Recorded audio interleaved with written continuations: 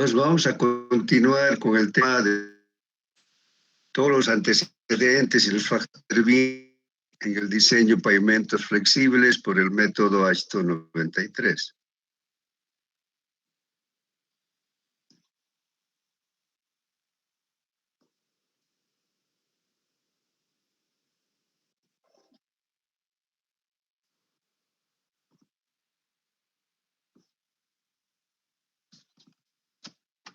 Entonces vamos a ver el tráfico vehicular. Los dos factores más importantes son el tráfico vehicular y la caracterización del suelo, porque son valores únicos para cada proyecto, que no se puede traslapar de un proyecto a otro. Entonces, el análisis de tráfico empieza primero por una recolección de datos. Normalmente va a ser los aforos.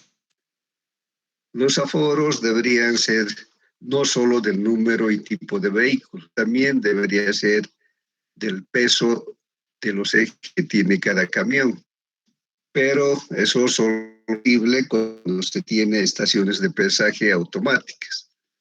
En nuestro caso, las estaciones de pesaje automático son las que están ubicadas en Loyens, que es justamente para la vía más importante que tenemos, Santa Cruz, Cochabamba, La Paz. Entonces, en base a los datos que obtengamos, los pesos de los vehículos podemos obtener mediante censo a los conductores, preguntar carga está bien, pero de todas maneras van a ser información incierta. La otra posibilidad de poner pesos al tráfico ha de ser utilizar la ley de cargas. La ley de cargas también no nos da un dato preciso.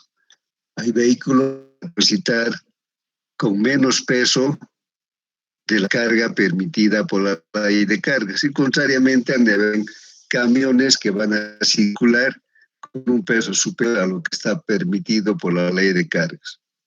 Pero de maneras vamos a tener un dato de partida que correspondía al actual.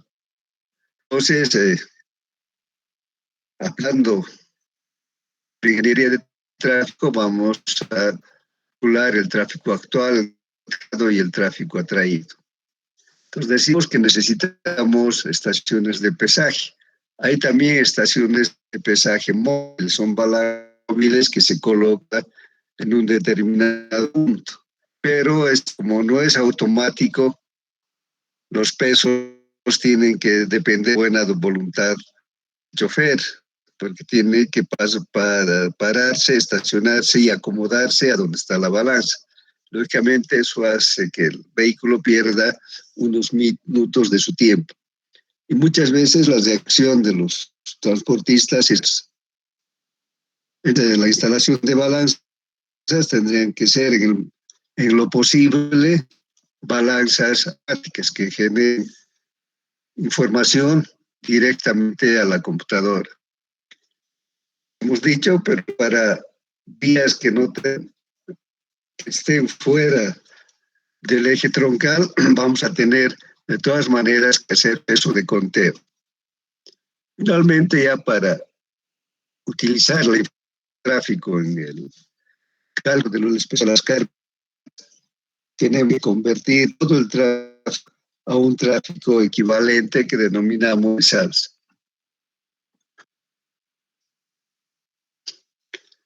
Entonces vamos a hacer en un determinado sitio, que de todas maneras ha de ser mejor que asumir valores por comparar un tramo similar.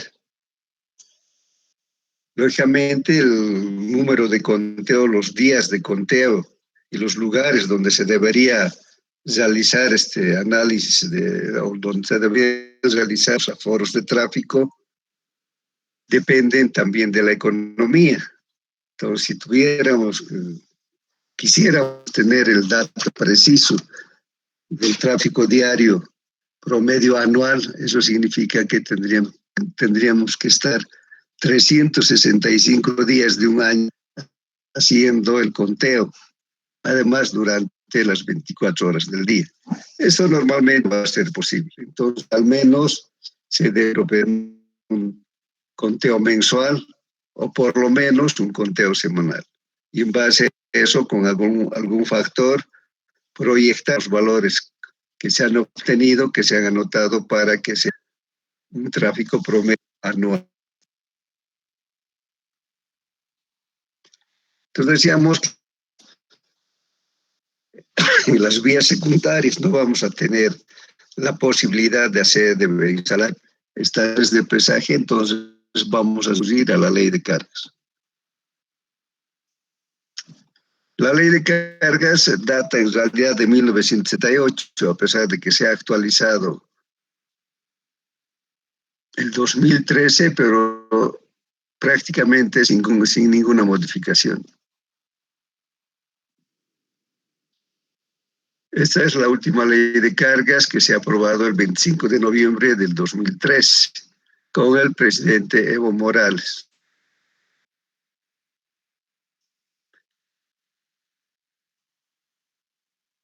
Entonces, esta avispa está dirigido a penalizar a los camiones que transitan con sobrepeso, o sea, con pesos superiores al permitido por esta ley.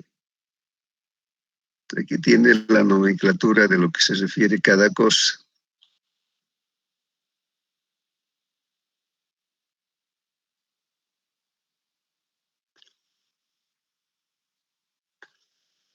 Esta ley tienen ustedes.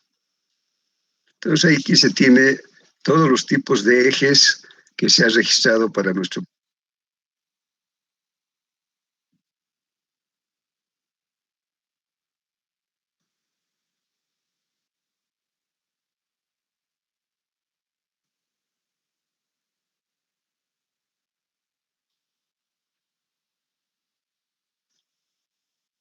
Aquí tenemos, por ejemplo, las dimensiones máximas permitidas. El ancho total máximo, 60. La altura máxima, 420. En furgones y contenedores, 430. Longitudes en los buses de 410 a 420. En buses que sean semimolques, 14. Camiones con dos ejes, 12. Camiones con más de dos ejes, 1250. Tractocamiones 1860, camiones con remolque 2050. Vehículos para transporte de ganado en pie 24 metros. Y ahí abajo nos dice la circulación de la red vial fundamental de buses con alturas superiores a 410 metros o menores o iguales a 420 metros estarán sujetos a las condiciones especiales establecidas en la reglamentación de la presente ley. Establece también los permisos especiales que deben obtener los que tienen vehículos diferentes a los permitidos por esta ley. Viene la parte de prohibiciones, infracciones y sanciones.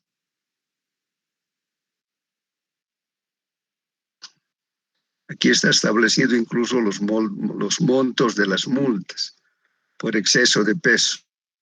Si tiene un exceso de peso de 4 a 5, la multa es 7.500 bolivianos.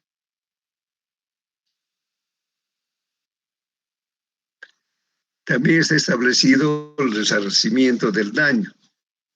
Dice, el pago de la multa no exime al infractor el resarcimiento o reparación física del daño causado en la estructura vial.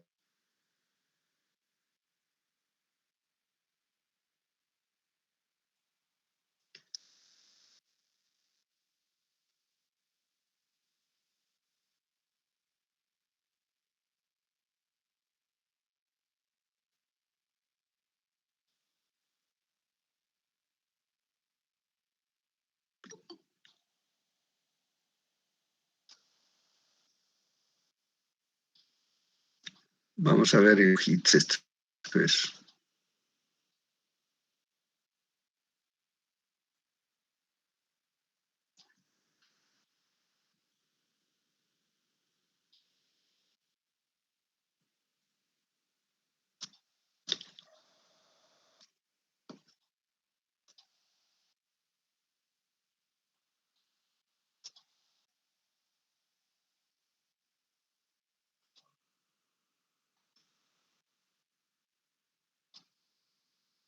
Bueno, aquí ya no habían incluido los gráficos que aparecen en la otra ley de cargas, que era más didáctico.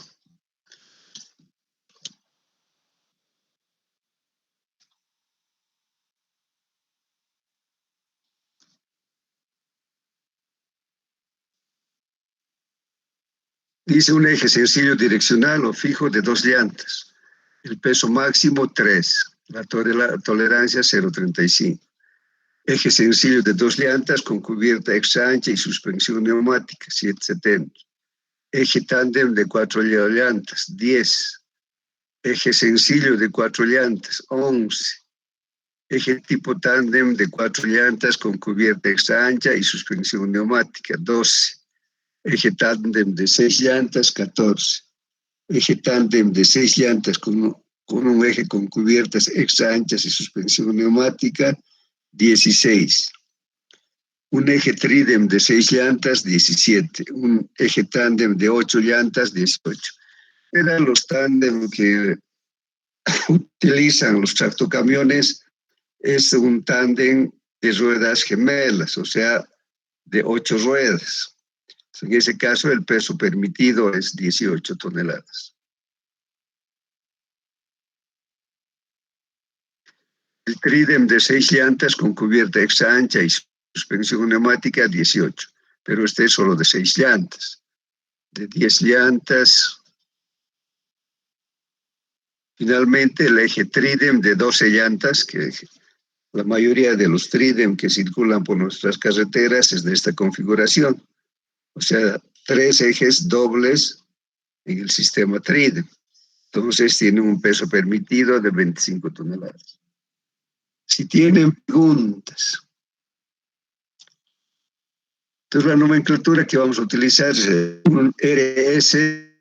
RS quiere decir simple, un eje de rueda simple, un eje de rueda simple. Aquí nos dice que tenemos un eje simple, va a tener 7 toneladas permitidas en cada eje.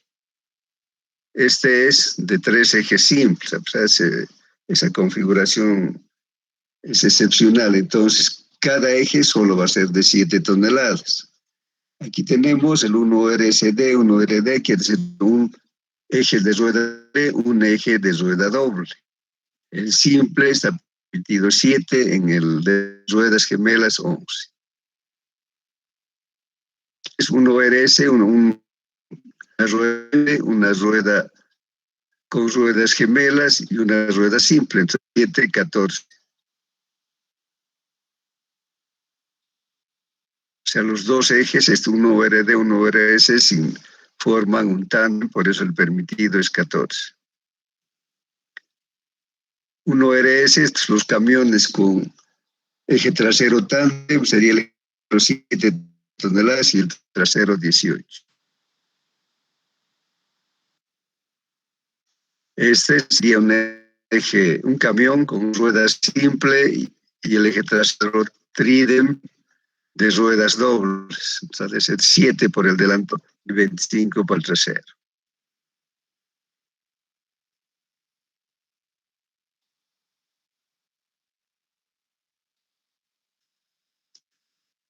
Ustedes no se olviden, 1RS quiere decir eje simple, 1RD quiere decir eje simple de gemelas, DORE, eje simple de ruedas tipo tándem, y si es 3RD, ha de ser eje trídem de 6 ruedas en algunos casos, o puede ser también solamente de un eje o de una rueda en cada eje, que en ese caso serían solamente 6 ruedas.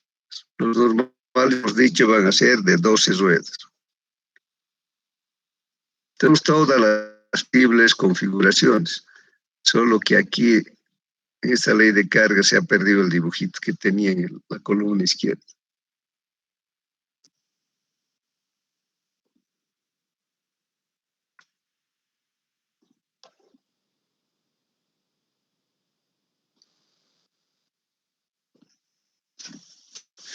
Entonces, cargas tenemos la clasificación de vehículos de acuerdo a la distribución de carga y además tenemos información del peso. Tenemos los vehículos de 2 ejes simples, han de ser normalmente las camionetas, los autos, etc. Tenemos pequeños camiones de rueda simple delantero y simple con llantas gemelas en el eje trasero. Como en el otro caso, también ese bus tiene un eje simple y un eje trasero de ruedas gemelas, que es el 1RD. Aquí tenemos un bus con eje trasero grande, sería 1RD. También la volqueta es en configuración delantera eje simple y el trasero 2 o RD, que quiere decir eje tándem de ruedas gemelas.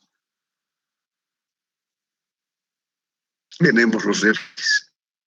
En este caso, el camión está jalando al remolque, es eje simple, un eje tipo tándem. Y él tiene un eje simple de gemelas en el delantero y en el trasero también un eje simple de ruedas gemelas.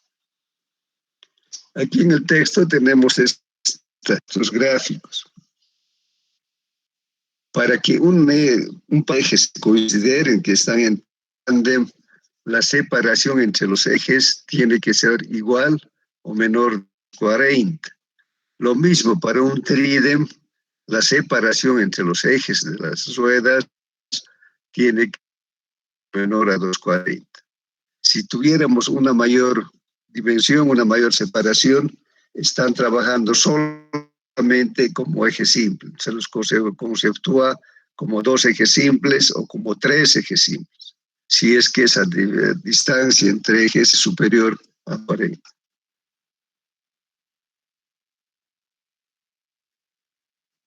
Entonces, por ejemplo, de 2 ruedas, un eje tándem de 8 ruedas en el delantero. Luego tenemos casi al medio, pero un poco más atrás, un eje simple también de ruedas gemelas. Y atrás también otro eje simple de ruedas gemelas. Esto es porque esta separación en caso trasero es mayor a 240 metros. En cambio, adelante en el motor es menor a 240. Por eso es que tenemos el eje delantero 7, el eje trasero del tractor 18 y los otros solo con 11.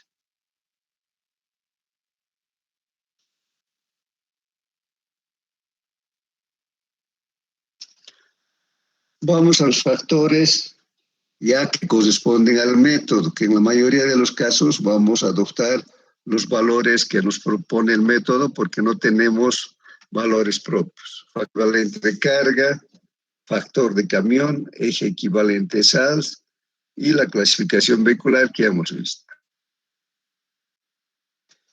El factor equivalente de carga es un factor que se ha definido en el ensayo vial y nos permite convertir los diferentes pesos y tipos de eje a los esfuerzos que genera un eje simple. Este eje simple le llamamos eje patrón. El eje patrón es un eje simple de ruedas gemelas con un peso de 8.2 toneladas, lo que es 18 kilos. Entonces, el factor equivalente de carga determina la relación entre el número de ejes equivalentes de 18 kilos que causan una pérdida de serviciabilidad establecida o dada entre de con un peso determinado que causan la misma pérdida. Entonces, el valor de se va a calcular por eje para el cual estamos haciendo este análisis de valencia. Hay que tener en cuenta los equivalentes de carga, aunque se trate del mismo peso y el mismo tipo de eje, son diferentes cuando se trata de pavimentos flexibles o de rígidos. debido a que la respuesta a los esfuerzos es diferente entre pavimento flexible y pavimento. Entonces estamos diciendo que entre el número de SALs que causa una pérdida de serviciabilidad dada entre el número de equivalentes también en KIPS que causa la misma pérdida del índice de serviciabilidad. Por ejemplo, si tenemos 100.000 repeticiones de un eje simple de 18 KIPS que causan una pérdida de serviciabilidad de 2 y tenemos 14.347 repeticiones de un eje simple de 30 KIPS que también causan una pérdida de 2 en la misma estructura de pavimento. Entonces, el factor equivalente de carga LEF ha de ser 100.000 entre 14.347. Entonces, el factor de equivalencia sería 6.97. Entonces, estos valores han surgido, como nos decía en el ensayo vial del ASTO que se llevó a cabo.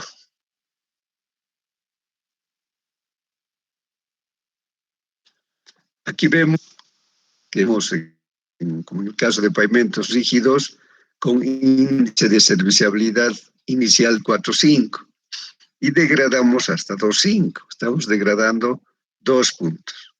Entonces, el de 30 KIPS, perdón, el eje de 30 KIPS, cuando llegue al 14.347, ha de producir esa pérdida de serviciabilidad de 2. En cambio, si tenemos un eje de 18 KIPS, recién a las 100.000 pasadas a causar también esa pérdida de serviciabilidad de 2.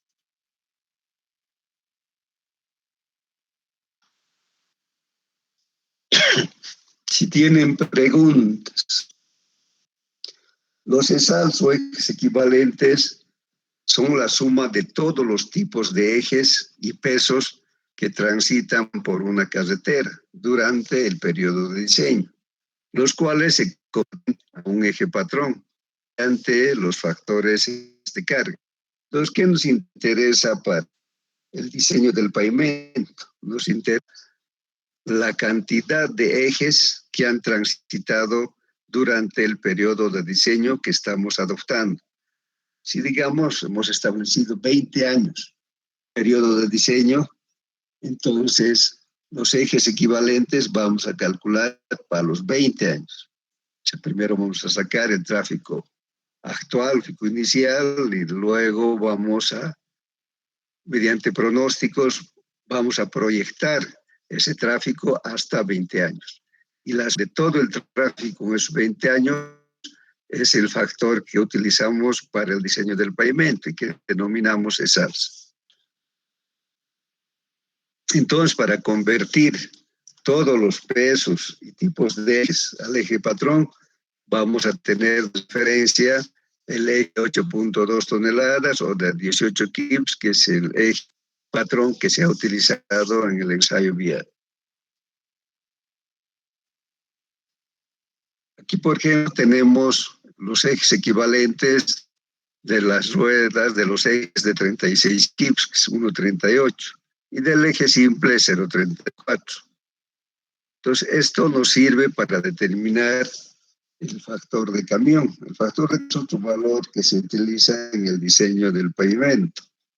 Entonces, para un solo camión sería 1.38 más 1.38 más 0.34. O sea, la suma de los factores equivalentes que corresponden a cada uno de sus ejes.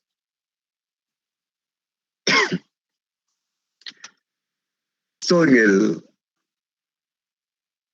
ensayo vial o en los modelos que se dieron posteriormente, se sacaban o se sacan hasta ahora los factores de camión para un grupo de camiones que tengan las mismas características. Por decir, tractocamiones con eje simple de 7 toneladas, eje central de 18 toneladas y trasero también de 18 toneladas. Entonces, todos los camiones de ESPO podíamos juntarlos y sacar un factor de camión.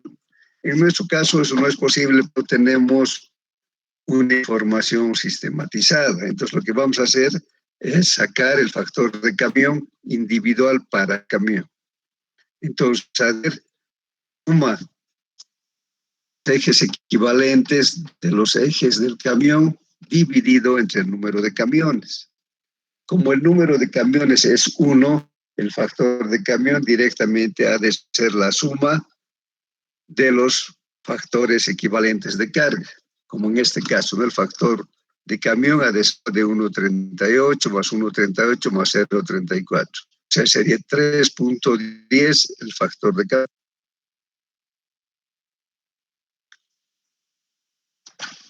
El tráfico que se ha establecido a través de la FOR o la aplicación de los criterios de ingeniería de tráfico, tenemos que analizar en función del movimiento de los camiones.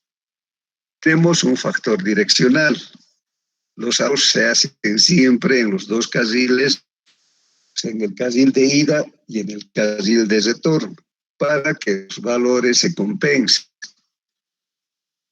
No es exactamente lo mismo la cantidad de camiones y los pesos de los camiones que están de ida a Santa Cruz, por ejemplo, o el peso y la cantidad de camiones que llegan desde Santa Cruz a Cochabamba. Esto se debe también por algunas condiciones que están establecidas por datos.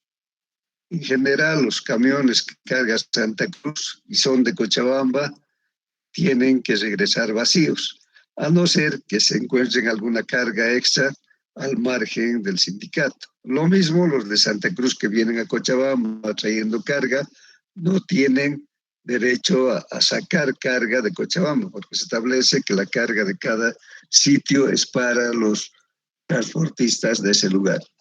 Entonces, para equilibrar, después de haber sacado el número de en ambas direcciones, vamos a ver que la mitad de ida y la otra mitad es de retorno. Por tanto, el valor que hemos obtenido en el aforo vamos a multiplicar por 0,5. Esto no es tan cierto cuando se trata de camiones o de caminos que van a las fábricas o algún establecimiento industrial que produce algo. Por ejemplo, si hablamos del tramo Parotani a la fábrica de cemento de Cobose, a Ullauspa, podemos con seguridad decir que el tráfico de ida es de camiones vacíos, porque son camiones que están yendo a recoger cemento. Y el tráfico de retorno es de camiones cargados. Por tanto, para empezar, el carril de diseño ha de ser el carril por donde regresan los camiones, que ha de ser el carril que va a tener una cantidad mayor de pesos y por tanto se van a generar esfuerzos con valores mayores. Entonces el factor direccional en ese caso tendría que ser un poco más alto para el carril de retorno. Podríamos decir 60 para el carril de retorno y 40 para el carril de ida.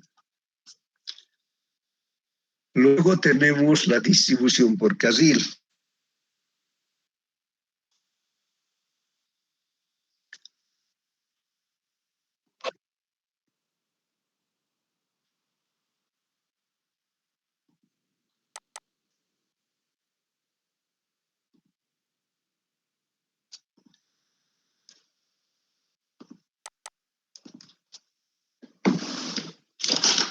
El factor de carril se va a dar por las opciones que tiene el camión para circular en la misma dirección.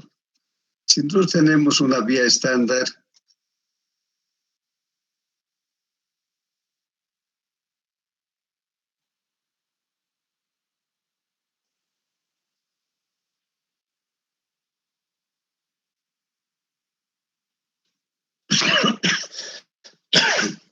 cada carril es de 360 en estas vías estándar, que son la mayoría de nuestras carreteras. Entonces, aquí es de ida y cualquiera que podemos considerar, hecho por ser dos carriles, uno de ida y uno de vuelta, el factor de dirección es 0,5, pero el factor de carril es las opciones que tiene el camión para circular. En este caso no tenemos ninguna opción. Todos van a circular por ahí mismo, porque es un solo carril. Pues nuestro factor de carril aquí ha de ser igual a 1. Pero ¿qué pasa si entonces tenemos el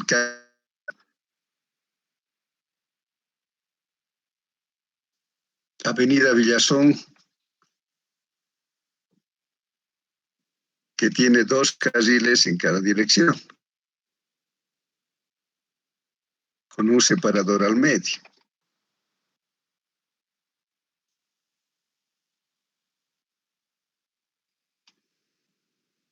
Estamos considerando, digamos, el carril de ida.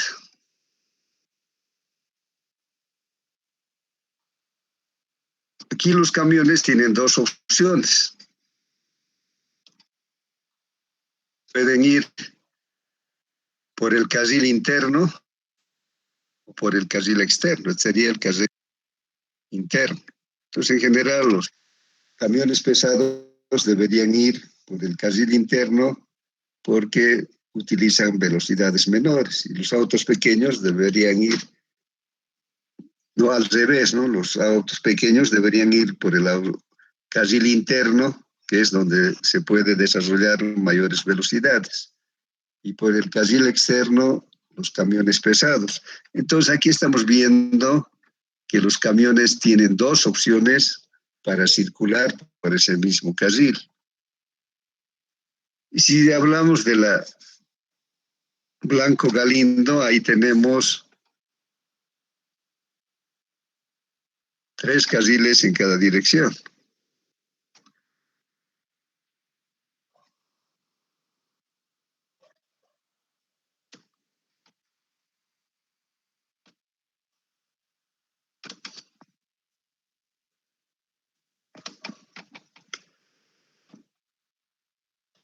Entonces los camiones que están de ida pueden optar por este carril, por este otro. El carril externo debería ser para camiones pesados, el del medio para camiones medianos y el interno para camiones que desarrollan mayores velocidades.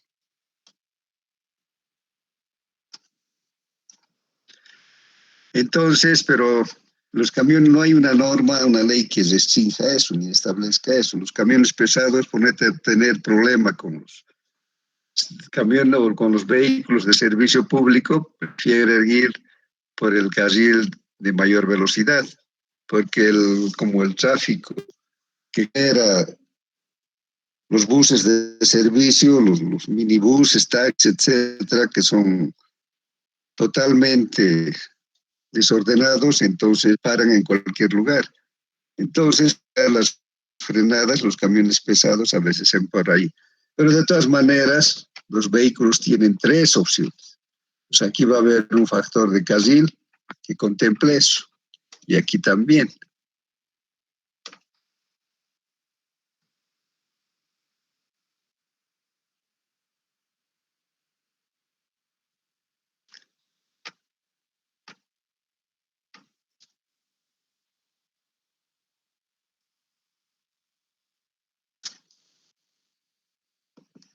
Aquí podríamos decir que nuestro factor de carril es 0,8.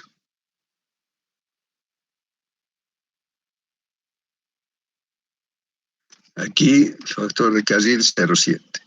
Por esa mezcla que se va a dar, ¿no? Entonces, perdón, sería 0,7, ¿no?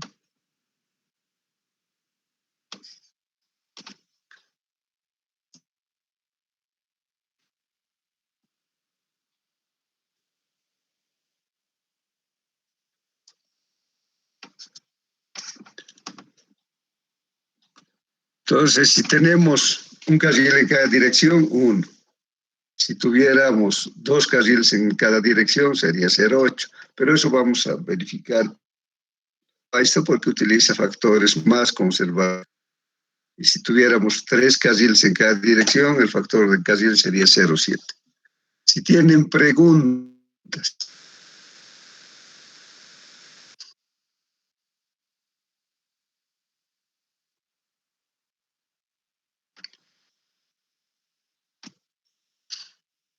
Entonces, para los ejes equivalentes, lo que vamos a hacer inicialmente es determinar el tráfico promedio diario anual, que corresponde al tráfico actual, el tráfico presente, ya sea mediante aforos, incluso en algunos casos donde no existe tráfico inicial, se puede hacer mediante interpretación de datos socioeconómicos, pero de alguna manera vamos a sacar un tráfico actual. Además, si existen datos históricos, nos permite determinar una tasa de crecimiento. Con esa tasa de crecimiento podemos proyectar el tráfico al periodo de diseño.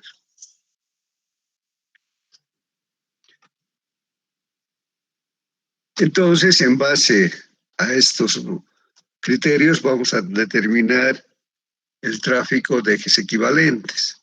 Y con el tráfico, con los ESALs, vamos a tener el factor de camión. Y finalmente, vamos a ir obteniendo, en un ejercicio vamos a ver valores acumulados de los ejes equivalentes.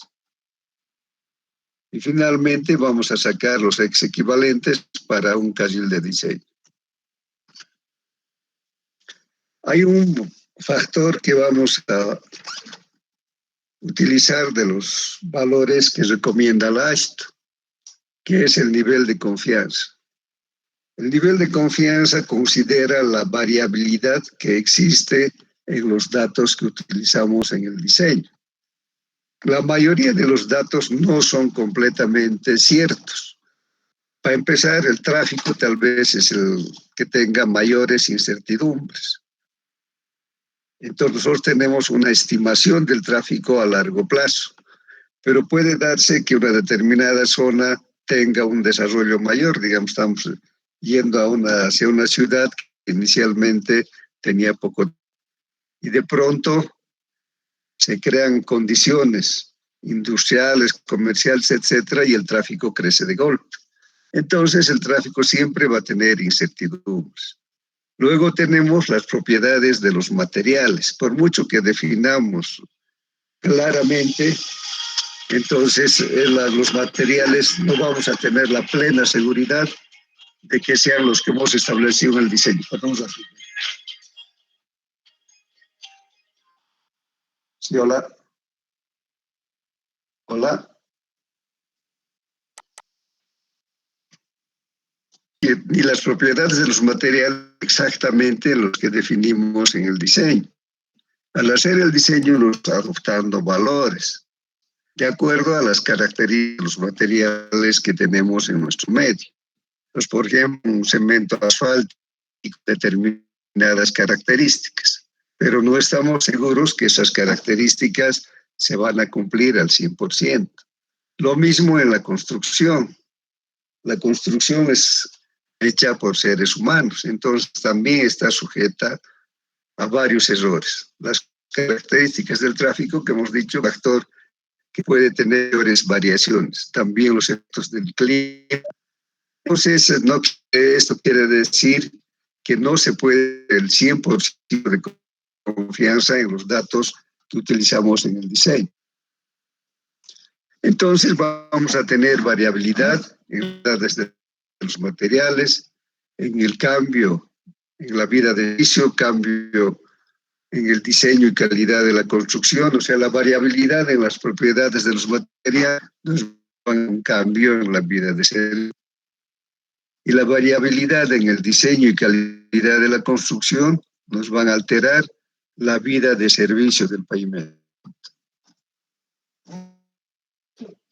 Entonces, el factor de confianza o nivel de confianza es una especie de factor de seguridad que cubre la incertidumbre que tenemos de acuerdo a la variabilidad de los parámetros que utilizamos en el diseño utilizando el AASHTO 93.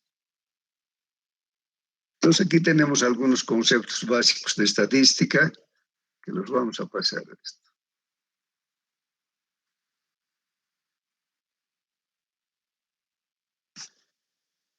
Entonces, el factor de confiabilidad nos define la probabilidad de que los esfuerzos por tráfico, temperatura, humedad, etcétera, variables de acuerdo a su ubicación. También la probabilidad de que el pavimento cumpla con su función durante el periodo de diseño que hemos establecido, bajo las condiciones esperadas. También la probabilidad de los ejes equivalentes previstos en el diseño sean mayores a los ejes equivalentes reales que hemos establecido para el periodo de diseño. Entonces, el objetivo de la confianza o del índice de confiabilidad es que el porcentaje de reducción que alcance la serviciabilidad final antes de su periodo de desempeño sea pequeño y sea aceptable.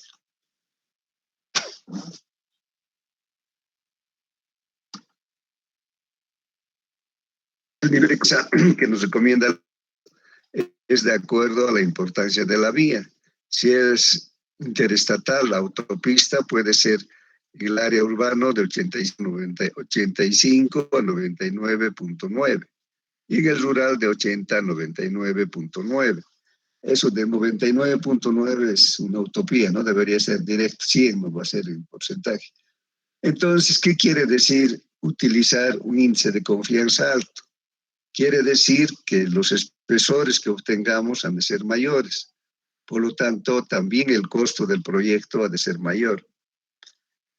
ETH ha hecho un estudio sobre las características de nuestras carreteras y ellos recomiendan que debemos utilizar un índice de confianza entre 85 y 90. Para las carreteras importantes 90 y 85 para las vías secundarias. Entonces, lo que hay que tener en cuenta es que con el nivel de confianza no vamos a solucionar las propiedades inadecuadas de los materiales que utilicemos, tampoco las malas técnicas de construcción y tampoco va a solucionar el problema de un mal mantenimiento. Luego, como este modelo de diseño se ha hecho en base a valores estadísticos que de principio se obtuvieron en el ensayo vial, entonces tenemos una desviación estándar global.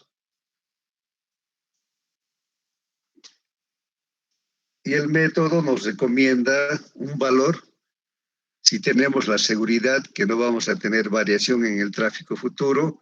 En ese caso, para flexible utilizamos 0.44 y 0.34. En cambio, como normalmente va a ocurrir que tenemos la pre que va a haber variaciones en nuestros datos de tráfico, utilizamos 0.49 para flexible y 0.39 para pavimentos rígidos.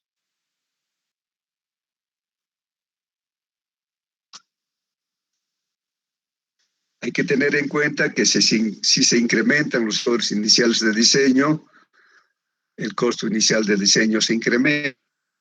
Eso quiere decir como consecuencia de utilizar un nivel de servicio alto.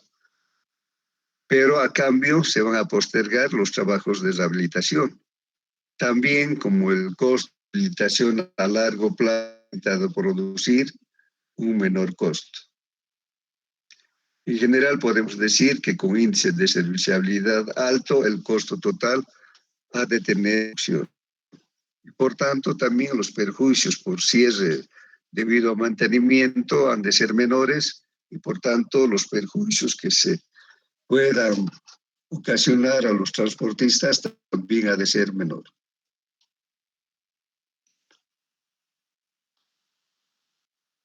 En general podemos decir que la variabilidad es inherente a todos los parámetros de diseño de pavimentos. O sea, ninguno puede decir que tiene 100% de certeza. La seguridad, a través de un nivel de confianza, considera esta variabilidad, de manera que los pavimentos se diseñan para niveles estables de falla. No se dice que vamos a impedir las planes que lleguen a la falla, sino que estamos diciendo que vamos a hacer deterioro de manera más razonable. Si tienen preguntas. Nada.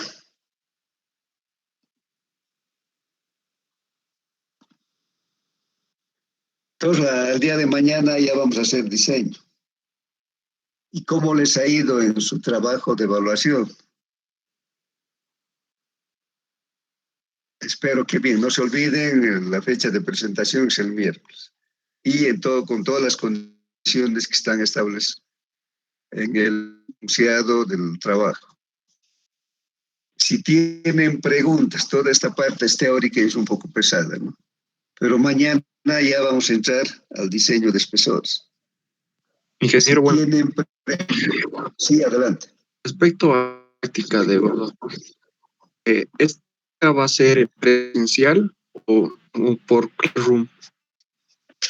Presencial en físico, día miércoles. Está bien, así es. Si hay otras preguntas. Entonces, si no hay preguntas, vamos aquí, seguimos el día de mañana ya haciendo diseño. Buenas tardes, que les vaya bien. Hasta mañana, Ingeniero. Hasta mañana a todos.